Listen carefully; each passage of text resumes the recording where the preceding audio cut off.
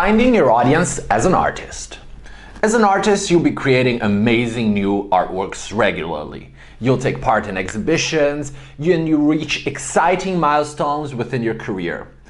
When these events come, you want to share them with everybody.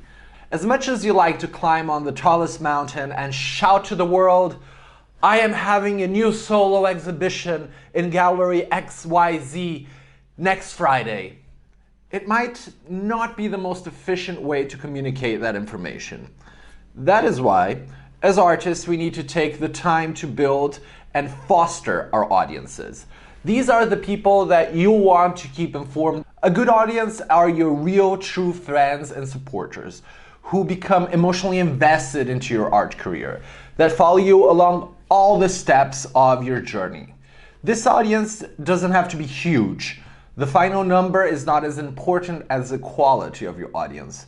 After all, it only takes 1,000 true fans to support a business. So you as an artist can maintain yourself by having a smaller audience of people that are really supportive fans.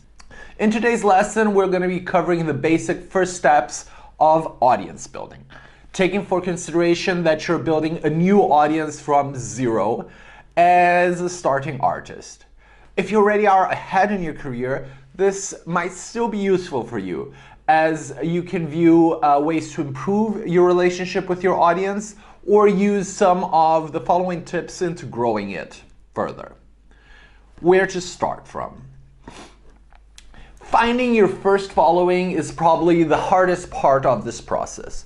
If you're just starting your career, you might be facing a lot of anxiety about your art and about your path as an artist. And to be completely honest, artists at any point of their career feel the same anxiety. I'm feeling it right now, reading this to you. So with that in mind, it's only natural that we will turn to our loved ones for comfort. And what a better place to start your audience than with the people that love and support you no matter what. That's where your audience should start. Friends, family, colleagues, the closest people to you.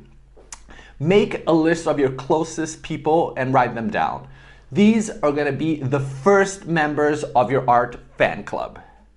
If you are in a further step of your career, this exercise is still very interesting to do because you can update your loved ones on your journey as an artist and ask them for heartfelt feedback, from people that you really trust. With this list in hand, it's time to think about what we're going to tell them. Basically, what we're asking is for their undying support along our artist journey. To be there for us no matter what. This is a big ask, I know. So take your time into carefully crafting what you want to say and how you want to say it. This speech will vary from artist to artist, as well as depending on where you find yourself and what is your relationship with this person. But here are some ideas that might help you out.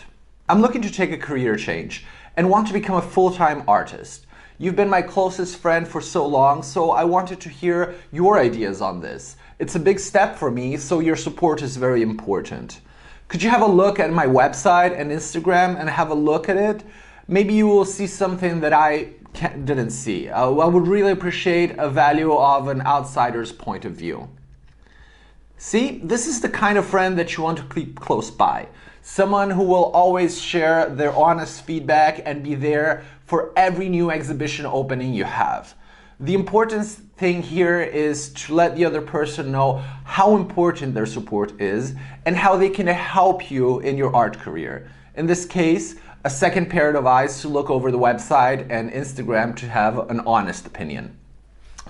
Another example could be something a little bit like this. Hey Aunt Ilda, my art has recently been gaining some attention and positive feedback online. I'm thinking into taking this more seriously in a professional way, approaching it as a business. I know that you have some business experience and would love to get some tips from you. Or if you know any entrepreneur who was in a similar position that I am now, that you can introduce me to. Here, we're asking for a family member for mentorship to help us build up our career with their knowledge of the business world or their network. This kind of conversations will help you establish the first round of members for your audience. These first members are your true fan club, the group of people you can really count on for true and honest feedback and advice on the general direction of your art career or new projects coming along. You want to keep this person close by and constantly reach out for an unbiased outsider point of view onto your art practice.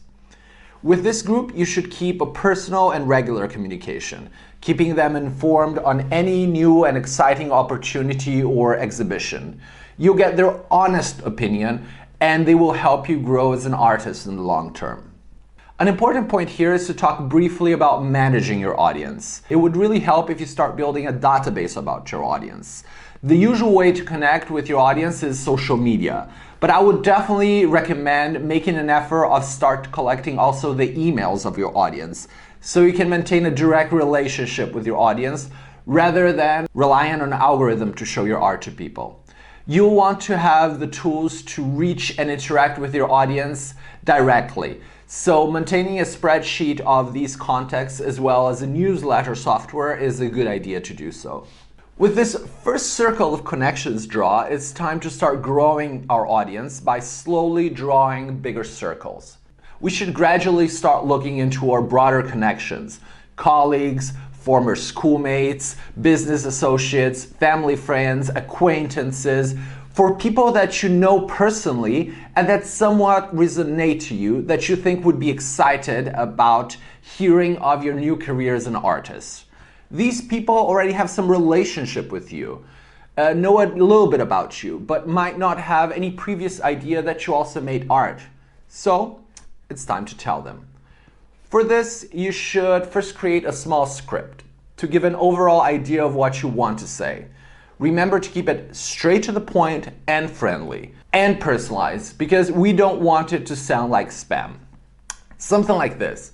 Hey Claudia, we've been friends for such a long time, but I'm not sure if you knew that I've been doing art on the side, and now I want to take it more professionally.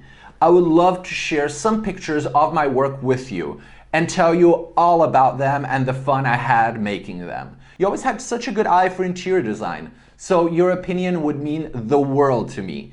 Can I send them to you via email? See how genuine and personal that feels? It's not just like a copy-paste script, but a well-crafted, thoughtful message to someone that you know will be excited about your art.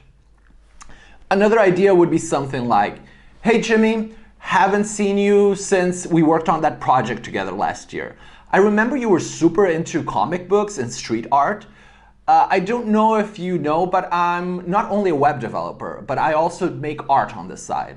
I'm having an amazing exhibition next week with some art that I know you will love. Can I add you to the event's newsletter? The idea here is to gradually bringing people that you know from your real life into your artist life so they can keep up to date with the new events in your career. Since these people might already have some emotional connection with you, it will be easier to get them excited about your art.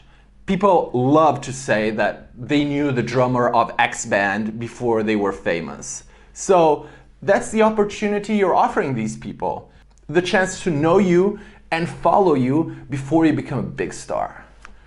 With those two contact groups first drawn, it's time to step into the final step of building your audience, asking for help. Once you draw out the two first audiences, and after fostering the relationship with them for a while, comes a time where you're going to ask them for a favor.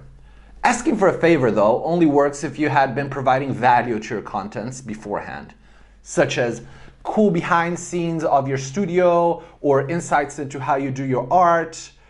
If your audience feels loved, they will be much more likely to accept when you ask them for your favor. If they could recommend your art to someone, you need to ask them to think about a friend or a family or acquaintance that they think will like your art and send them a link to check out said art. This might seem like a small favor, but referrals are one of the most important tools to continuously grow your audience. These are the three first steps into building your audience, and the first ones into fostering your audience. On the next module, we will go over some ideas how to grow your audience further once you exhausted all your close connections. Until then, stay creative, guys. I'll see you next time.